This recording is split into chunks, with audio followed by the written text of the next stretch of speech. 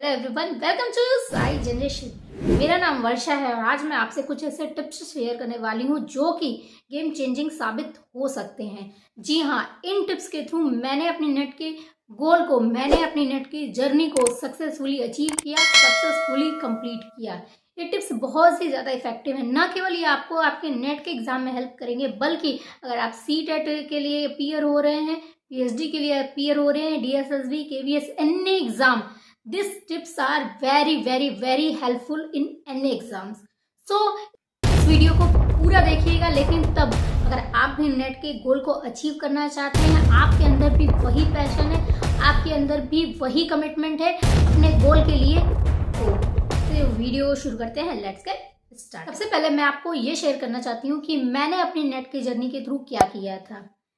अगर आप नेट के एस्पिरेंट हैं और साइकोलॉजी के स्टूडेंट हैं तो भाई साइकोलॉजी को सिर्फ पढ़ना नहीं, साइकोलॉजी एप्लीकेशन होता है, उसको अप्लाई भी करना है। अगर आप लॉन्ग टर्म मेमोरी के बारे में जानते हैं, लॉन्ग टर्म मेमोरी के रिटेंशन के बारे में जानते हैं, तो आपको पता होगा कि हम लोग दो तरह की इनकोडिंग यूज़ करते हैं। एक होता है मेंटेनेंस और एक होता है इलेबोरेटिव। देखो, मेंटेनेंस इनकोडिंग क्या होती है, मेंटेनेंस रिहर्सल क्या होता है। आपको एक डायरी बनानी है जिसमें आपको की पॉइंट्स नोट करने हैं। आपने किसी टॉपिक को बहुत अच्छे से पढ़ लिया, ठीक है, उस टॉपिक को बहुत अच्छे से पढ़ लिया। अब उसके कुछ की पॉइंट्स हैं, तो उन की पॉइंट्स को लाइक ये जो थ्योरी है ये किसने दिया है, इस थ्योरी के मेन एस्पेक्ट कौन से हैं, इस थ्योरी में क्या इंपॉर्टेंट टॉपिक्स दिए गए हैं, उनको क्या किया एक लाइन में। भाई पूरा का पूरा थ्योरी नहीं लिखना है, उसकी एक लाइन को उसको पकड़ लेना है, उसको एक लाइन को इनकोड कर लेना और उसको कहाँ पे नोट डाउन करना है, अपनी उस पर्सनल डायरी में। अब आप बाहर निकल रहे हो, घर से बाहर जा रहे हो, या फिर आप ब्रश कर रहे हो, आप सुबह उठ के चाय पी रहे हो, ब्रश कर रहे हो, कुछ भी कर रहे हो, भाई डेली का रूटीन होता है। तो आप अपने रूटीन को एज इट इज फॉलो करो। सो आप जैसे अपने रूटीन को फॉलो करते हैं, आपको अपने रूटीन को वैसे ही फॉलो करना है। आपको 2 3 4 घंटा जो कि आपके हिसाब से आप अपने टाइम के लिए देते हो, अपने स्टडी के लिए देते हो, आपको उतने टाइम तक पढ़ना है। उसके जो की पॉइंट्स है उनको नोट डाउन करना है। उसको किस में नोट डाउन करना है, एक डायरी में, ना कि पूरा का पूरा भाई पूरी कहानी लिखनी है। जो उसके की पॉइंट्स है, इंपॉर्टेंट टॉपिक्स है, उनको नोट डाउन करना। अब आप जो कुछ भी कर रहे हो, बस खाली आपको उस डायरी को खोलना है, उसको एक बार रिहर्सल कर लेना है, फिर डायरी को खोलना है, उसको एक बार रिहर्सल करना है। और जब भी टाइम मिले, आप बस से कॉलेज जा रहे हो, कहीं भी जा रहे हो, जब भी टाइम मिले, ऑटो से जा रहे हो, जिस भी के थ्रू जा रहे हो, कार से जा रहे हो, कहीं भी जा रहे हो, आपको पता है कि आपके पास टाइम है, वो जो कान में म्यूजिक लगा के सुनते हो ना, वो भी ऐप को जो स्क्रॉल करते हो ना, उसकी जगह वो डायरी अपने पास रखनी है, डायरी को खोलना, उसको रीड करते जाना है। और जब आपके पास ज़्यादा टाइम है, आपको पता है कि 1 घंटा भाई मेरे पास है, 2 घंटा है मेरे पास, तो उस डायरी में जितने भी अभी तक की पॉइंट्स और टॉपिक्स लिखे हैं, उनको क्या करना है, रिहर्सल करना है, उनको क्या करना है, रिवाइज करना है। इसे ही मेंटेनेंस रिहर्सल कहा जाता है। जब तक आप इसको जब बार बार रिवाइज करोगे, तो क्या होगा, ये आपकी शॉर्ट टर्म मेमोरी से लॉन्ग टर्म मेमोरी में शिफ्ट हो जाएगा। सो ये ट्रिक जो थी, ये मैंने यूज़ की थी। मेरे सारे फ्रेंड्स इसके बारे में जानते हैं।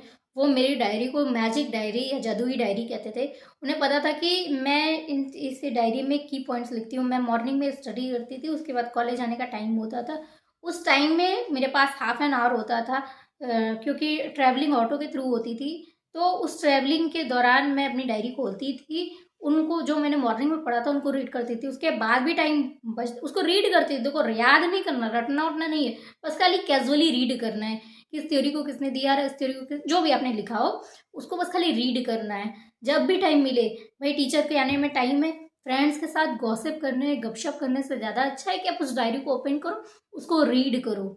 अब इसके बाद मैं आपको बताती हूँ कि मैंने और क्या किया था। ये तो हो गई एकदम बेसिक बात जो कि आपको करनी है, आपको एक डायरी बनानी है और जो जो मैंने बताया उसको फॉलो करना है। अब हम लोग आगे की बात करते हैं कि और क्या इंपॉर्टेंट टिप्स हैं। Understanding the syllabus. सिलेबस की अंडरस्टैंडिंग बहुत ज़्यादा इंपॉर्टेंट होती है। वो इसलिए इंपॉर्टेंट होती है कि आपको पता होना चाहिए कि आपके सिलेबस में है क्या। जब मैंने क्वालिफाई किया था उसी समय फ्रेश नेट का सिलेबस चेंज हुआ था। सो मैं आपको बता रही हूँ मेरे साथ क्या हुआ। मैंने फर्स्ट जो सिलेबस था स्टार्टिंग वाला, मैंने उसको बहुत अच्छे से प्रिपेयर किया, उसकी तैयारी बहुत अच्छे से की।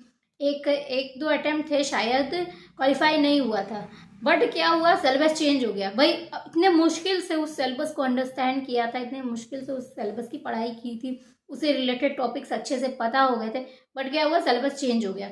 जब सिलेबस चेंज हुआ तो फिर से समझ रहे हो, फिर से 1 नंबर से स्टार्ट करना पड़ा। तो ठीक है, जो न्यू टॉपिक्स है, पहले के जो प्रीवियस टॉपिक्स है जिनको नहीं चेंज किया गया था, उनके लिए बहुत मेहनत नहीं करनी पड़ी, उनको बस खाली रिवीजन में रखा था। बट जब सिलेबस चेंज हो गया तो वो जो न्यू टॉपिक्स थे पूरा टाइम उनके ऊपर ही कॉन्सेंट्रेट किया, उन टॉपिक्स को बहुत अच्छे से रीड किया। सो फर्स्ट मुझे याद है कि जब सिलेबस चेंज हुआ रहा, उसके एक या दूसरे ही अटेम्प्ट में क्वालिफाई हो गया था। तो आपको क्या करना है, आपके वो जो सिलेबस के की टॉपिक्स हैं जिनसे हर ईयर में क्वेश्चन पूछता ही है, उनसे रिलेटेड बहुत अच्छा नोट्स बनाना है, उनसे रिलेटेड क्या क्वेश्चंस होते हैं उनको देखना है। और यही नहीं, आपको ये भी पता करना है कि कौन सा टॉपिक है जो कि आपकी वीकनेस है और कौन सा टॉपिक है जो कि आपकी स्ट्रेंथ है।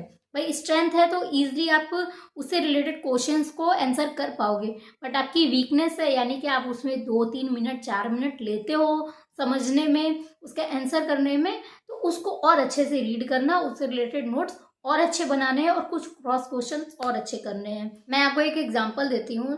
12th CBSE बोर्ड को रिसेंटली एक भाई और बहन यानी कि सिबलिंग्स ने टॉप किया था।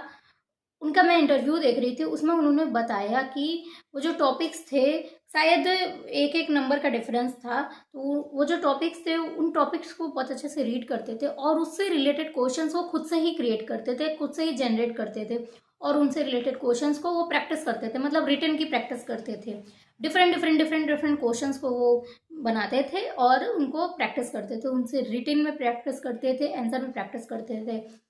ये बहुत ही अच्छा तरीका है। आप किसी टॉपिक को पढ़ रहे हो, उस टॉपिक से रिलेटेड क्वेश्चंस को आप सोचो कि इससे रिलेटेड क्या क्वेश्चंस आ सकते हैं। इस तरह से क्या होगा कि आप क्वेश्चंस को आंसर करने के कैपेबल हो पाएंगे। जब डिफरेंट टाइप्स के क्वेश्चंस आते हैं तो आप उन क्रॉस क्वेश्चंस को बहुत ही क्रिटिकली इवेल्युएट करके बहुत अच्छा आंसर कर पाओगे। ये बहुत अच्छा तरीका है किसी भी टॉपिक को बहुत अच्छे से डिटेल में पढ़ करके उनसे रिलेटेड क्वेश्चंस को आंसर कर। हम लोग बात कर रहे हैं स्टडी प्लान के बारे में। किसी भी एग्जाम को क्वालिफाई करने के लिए एक अच्छी प्लानिंग, एक अच्छी स्ट्रेटजी बहुत ज़्यादा इंपॉर्टेंट होती है। Well structured study plan and realistic time table is very important. Well structured study plan क्या होता है, उसमें आप हर एक टॉपिक के लिए कुछ मंथ, कुछ टाइम बना के रखते हो। लाइक मैं जब स्टडी कर रही थी तो मैंने सारे यूनिट्स के लिए टाइम डिसाइड करके रखा था, इसके साथ ही साथ मंथ भी डिसाइड करके रखा था कि इस टॉपिक को इतने दिन तक, इतने मंथ में वापस से रिवाइज करना है। बहुत अच्छे से आपको क्या करना है, सारे यूनिट्स को देखना है कि कितने महीने का गैप मिल रहा है। सपोज 2 एग्जाम होते हैं नेट के जिनमें आपको 6 मंथ का गैप मिलता है, तो उस 6 मंथ में 8-9 यूनिट जितने भी थे उनको किस तरह से कंप्लीट करना है। 15 दिन देना है, 20 दिन देना है, 15 दिन एक टॉपिक पे कि 20 दिन एक टॉपिक पे, इस तरह से करके मैंने पूरे यूनिट को डिवाइड किया रहा। ये आपको भी करना है। इसके साथ ही साथ आपको रियलिस्टिक टाइम टेबल बनाना है। ऐसा नहीं है कि 7 बजे उठ गए, 4 बजे सो रहे हैं और बीच का क्या, इस तरह का नहीं करना है कि आपको रेस्ट ही ना मिले और आप स्ट्रेस में ही कुछ ना पढ़ाई कर पाओ। 1 घंटा भी पढ़ाई करना बहुत होता है, बट 1 घंटा क्या, पूरी तरह कॉन्सेंट्रेट करके पढ़ाई करना। ये नहीं कि उसी में आप फ़ोन चला रहे हो, उसी में कोई बुला रहा है तो उसे मिलने जा रहे हो, उसी में कुछ और भी करो। नहीं, अगर आप पढ़ रहे हो तो आपका पूरा फोकस, पूरा कंसंट्रेशन क्या होना चाहिए, आपके टॉपिक पे होना चाहिए। आपको अगर एबिंगहॉस की थ्योरी याद है तो आप जहाँ पढ़ाई बंद करोगे वहीं से क्या होगा, फॉरगेटिंग स्टार्ट हो जाएगा। भाई मैं बार बार कहती हूँ, सिर्फ साइकोलॉजी को क्या करना है, रटना नहीं है, पढ़ना नहीं है। साइकोलॉजी एप्लीकेशन है जिनको फॉलो करना है। जी हाँ, एबिंगहॉस का रियलिस्टिक टाइम टेबल बनाओ। स्टूडेंट सबसे ज़्यादा क्या शिकायत करते हैं कि मुझे एग्जाम में सारे क्वेश्चन आ रहे थे बट टाइम नहीं मिला, इसलिए मैं उसको क्वालिफाई नहीं कर पाया। मैं मुझे उस क्वेश्चन का आंसर आ तो रहा था, बट क्या था ना कि मुझे वो सारे ही आंसर लग रहे थे। मतलब वो जो 4 ऑप्शंस रहते हैं ना, मुझे वो चारों ही ऑप्शन सही लग रहे थे। ऐसे नहीं होता है, आपको पता होना चाहिए कि यही एक राइट आंसर है। ये जो मेरा 2 नंबर है ना, यही वाला क्वेश्चन देगा, यही 2 नंबर मेरा मेरिट बनाएगा। भाई मेरा तो कितने बार 1-1 नंबर से रुका है और इतने ज़्यादा रोना आता रहा कि मैं आपको बता नहीं सकती। अगर आप भी एक जेन्युइन नेट एस्पिरेंट है जिनको भाई क्वालिफाई ही करना है ना, तो ये वीडियो पूरा देखेगा क्योंकि ये आपके लिए ही। थर्ड टॉपिक पे बात करते हैं, प्रैक्टिस प्रीवियस ईयर क्वेश्चंस। तो प्रीवियस ईयर के जो क्वेश्चंस होते हैं, क्वेश्चन पेपर्स होते हैं, उनको प्रैक्टिस करना बहुत ही इफेक्टिव होता है। इससे क्या होगा, इससे न केवल आपको पता चलेगा इंपॉर्टेंट टॉपिक्स के बारे में, बल्कि आपको एक इंसाइट भी मिलेगी एग्जाम्स के बारे में और आप इम्पॉर्टेंट टॉपिक्स को आइडेंटिफाई भी कर पाएंगे। मैंने भी यही किया था और मोस्ट ऑफ स्टूडेंट्स यही करते हैं। फर्स्टली वो अपने पूरे यूनिट्स को कुछ टाइम के अकॉर्डिंग यानी 4th मंथ में 5 मंथ में उन्हें पूरा कंप्लीट करना है सिलेबस। उसके बाद 1 मंथ वो प्रीवियस ईयर्स के क्वेश्चंस पेपर्स को स्टडी करने में या उनके आंसर देने में निकालते हैं। सो ये बहुत ही अच्छा आइडिया है और बहुत ही अच्छी एक्टिविटी है। जब आप ऐसा करेंगे तो आप एक प्रैक्टिस सेट में आ जाएंगे और फिर जब आप एग्ज़ाम वाले दिन आपके लिए कुछ अलग नहीं रहेगा। जैसे आप 2 घंटा 3 घंटा जो भी एग्ज़ाम का टाइम होता है सेम उसी पैटर्न में आपको प्रीवियस ईयर्स के क्वेश्चन को सॉल्व करना। इससे क्या होगा, इससे कुछ भी अलग नहीं लगेगा। आपको ऐसा ही लगेगा कि जैसे आप अपने घर में सेम अपने उसी स्टडी टेबल पे आंसर कर रहे हो एग्जामिनेशन हॉल में।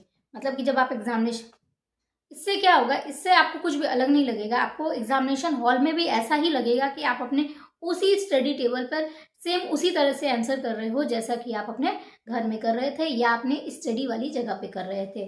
ये जो हेसिटेशन होता है ना, बहुत ज़्यादा हाई लेवल हो जाता है अराउजल का जब हम एग्जामिनेशन हॉल में होते हैं, जब हम एग्जामिनेशन दे रहे होते हैं। आते हुए आंसर्स को हम गलत करके आते हैं, मतलब क्वेश्चन के जो हमें पता होता है भाई यही आंसर वहाँ हम गलत करके आते हैं। क्यों? क्योंकि अराउजल इतना हाई होता है।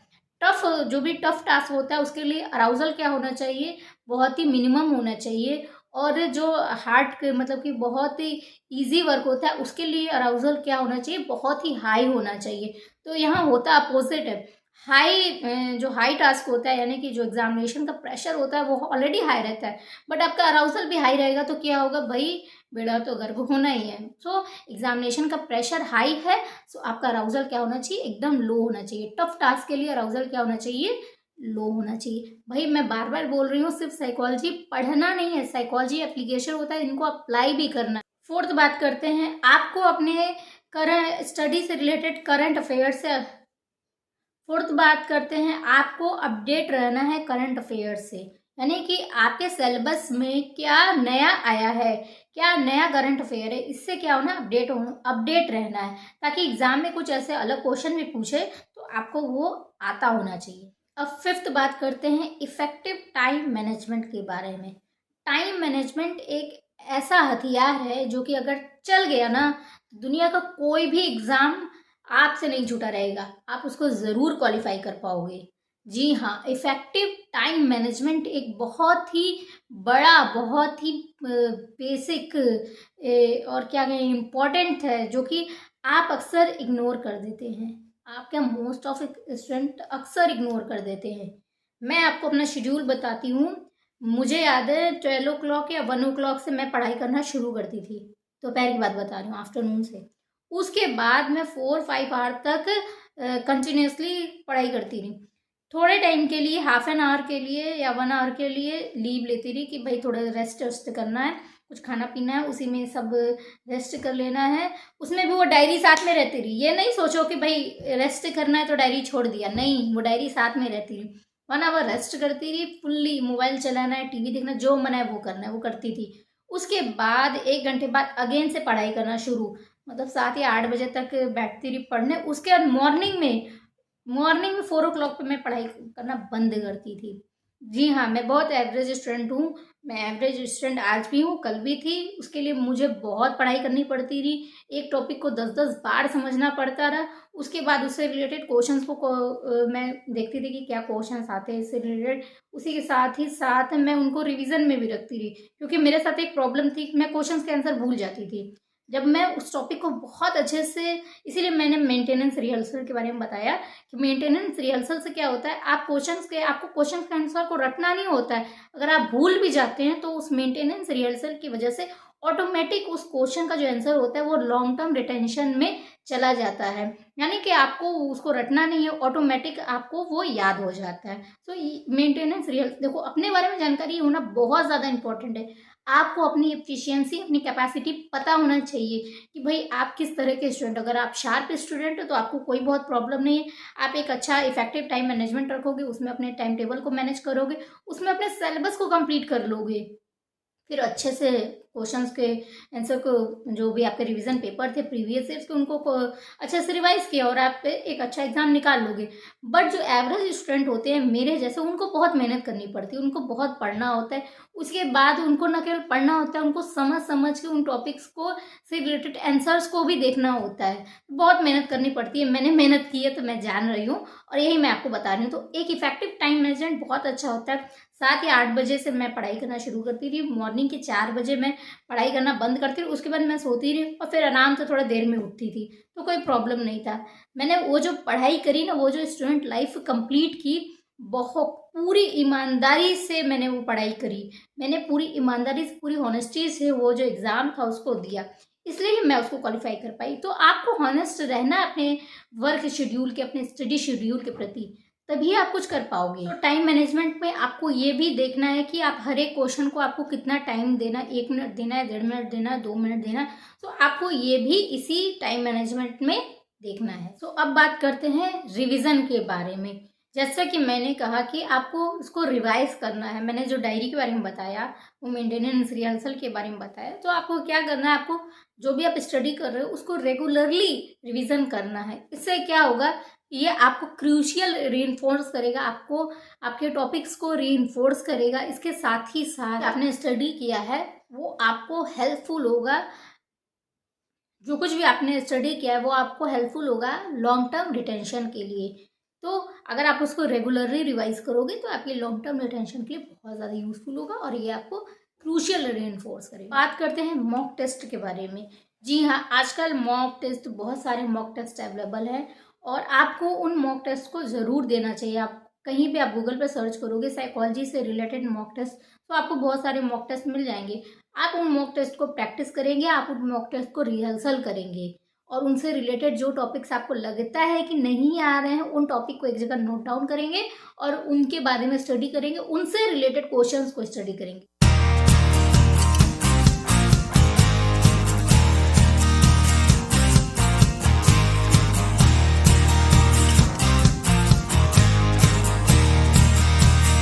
अब लास्ट बात करते हैं पॉजिटिव थिंकिंग के बारे में। जी हाँ, ये भी आप इसी टिप्स का ही पॉइंट है जी। अब बात करते हैं पॉजिटिव थिंकिंग के बारे में, स्टे पॉजिटिव के बारे में, स्टे पॉजिटिव। जी, तो अब बात करते हैं पॉजिटिव थिंकिंग के बारे में। जी हाँ, ये इन्हीं टिप्स का ही एक पॉइंट है, इन्हीं टिप्स का ही एक टॉपिक है, पॉजिटिव रहना, स्टे पॉजिटिव। सो पॉजिटिविटी कितनी इंपॉर्टेंट है मैं आपको बता रही हूँ। आपने बहुत सारी थ्योरीज या बहुत सारी स्टडी सुनी होगी, बहुत सारी स्टोरीज सुनी होगी पॉजिटिविटी से रिलेटेड, कि आपकी पॉजिटिव थिंकिंग कितना इफेक्ट करती है। भाई पॉजिटिव रहना है, आप जो कुछ भी पढ़ रहे हो उसके प्रति कॉन्फिडेंट रहना है। ऐसा तो है नहीं कि किसी, आप हो चाहे कोई भी, उसको सारे ही नेट के एग्जाम में जो क्वेश्चंस आने वाले हैं उनको सारे ही आंसर आ रहे हैं। जो कुछ भी आपने स्टडी किया है, सबसे पहले आपको उन क्वेश्चंस के आंसर पर टिक करना है जो कि आपको आते हैं। फटाफट अपने टाइम मैनेजमेंट के अकॉर्डिंग उनको टिक कर लेना है, जिनके प्रति आप पूरी तरह से श्योर हो, पूरी तरह से कॉन्फिडेंट हो कि इसका आंसर यही ही होगा। उसके बाद क्या करना है, आपको उन टॉपिक को टच करना है जिनमें आप थोड़े कंफ्यूज हो, जिनमें आपको लग रहा है कि भाई इसका आंसर ये है, ये है, ये है या ये है। उसके बाद आपको प्रॉपरली सोचना है कि भाई इसका आंसर क्या था, आपको उस एक पॉइंट को याद करना है। मैं एक और बहुत अच्छा ट्रिक और टिप से शेयर करने वाली हूँ। आप जब स्टडी करो ना, तो आप बोल बोल के स्टडी करो, मतलब कि आप जो पढ़ रहे हो ना उसको बोलो कि आप ये क्या पढ़ रहे हो। इससे क्या होता है कि आपके माइंड को भी एक मैसेज जाता है कि आप ये क्या पढ़ रहे हो। तो जब आप एग्जामिनेशन हॉल में जब क्वेश्चन आएगा ना, तो आपको वो जो आप बोल बोल के पढ़ रहे थे वो आपको क्या होगा, रिमेंबर होगा और आपको उस क्वेश्चन का आंसर मिल जाएगा। अब बात करते हैं उन टॉपिक्स के बारे में, उन क्वेश्चंस के बारे में जिनका आंसर आता ही नहीं है, मतलब कि पता ही नहीं इसका आंसर होगा क्या। तो भगवान भरोसे बस। अब इसके बारे में क्या बोल सकते हैं, जो टॉपिक, कुछ ऐसे क्वेश्चंस हैं, भाई सबके साथ ऐसा होता है, हम लोग जनरल ह्यूमन बीइंग है, तो उसी बारे में बात करेंगे कि जिनके आंसर नहीं आते हैं। तो बस भगवान भरोसे, उसके बारे में कुछ भी मैं नहीं कह सकती हूँ। आप उनको क्वेश्चंस को ध्यान में रखिएगा, जब आंसर की आएगी तो उन क्वेश्चंस को नोट डाउन करिएगा, उन टॉपिक्स को नोट डाउन करिएगा और फिर उनको अच्छे से स्टडी करिएगा। मैं यही सजेस्ट करूँगी। सो आई होप आपको आज का एपिसोड समझ में आया होगा। ये वीडियो बहुत ज़्यादा हेल्पफुल है, बहुत ज़्यादा इफ़ेक्टिव है। ये प्रैक्टिकल वीडियो है जिसको मैंने अप्लाई किया है, मेरे कुछ फ्रेंड्स ने भी अप्लाई किया है, मैंने उन्हें भी सजेस्ट किया है। तो आज मुझे लगा कि इससे रिलेटेड वीडियो बनाना चाहिए। मतलब कि मैंने कुछ इन्वेंट किया, मैं इन्वेंट ही कह रही हूँ, मतलब कि मैंने कुछ स्टडी किया, उसका मैंने देखा कि क्या इफेक्ट होता है, उसका क्या प्रभाव होता है, भाई ये इफेक्टिव तो है। तो आप मैंने जो कुछ बताया ना, इसको अच्छे से लिख लो, नोट डाउन कर लो, इनको प्रैक्टिकल में रखो। याद रखिए, साइकोलॉजी एक प्रैक्टिकल सब्जेक्ट है, एक अप्लाइड सब्जेक्ट है। आप वो जो थ्योरीज पढ़ते हैं ना, उनको सिर्फ पढ़ना नहीं है, उनको अच्छे से अपने माइंड में क्या करना, फिक्स करना है, और जहाँ जरूरत है उनको वहाँ पे अप्लाई करना है। जैसे मैंने अभी क्या बात की, फॉरगेटिंग कर्व के बारे में बात की, मेंटेनेंस और इलेबोरेटिव रिहर्सल के बारे में बात की, इनकोडिंग के बारे में बात की। इस तरह से आपको ये सब पता होना चाहिए, इनको ही आपको अप्लाई करना है, और न खुद अप्लाई करना बल्कि उनको भी हेल्प करना है जिनको इनकी ज़रूरत है। तो अगर आपको ये वीडियो हेल्पफुल लगता है तो प्लीज़ प्लीज़ प्लीज़ इसको अपने फ्रेंड्स के साथ शेयर करिएगा, और वीडियो को लाइक और चैनल को सब्सक्राइब करना मत भूलिएगा। सो किसी भी क्वेरीज के लिए हमें मेल करिए, कमेंट सेक्शन में जाकर के कमेंट करिए, चैनल को लाइक करिए, चैनल को सब्सक्राइब करिए और शेयर करिए। टिल देन खुश रहिए, स्वस्थ रहिए और मस्त रहिए।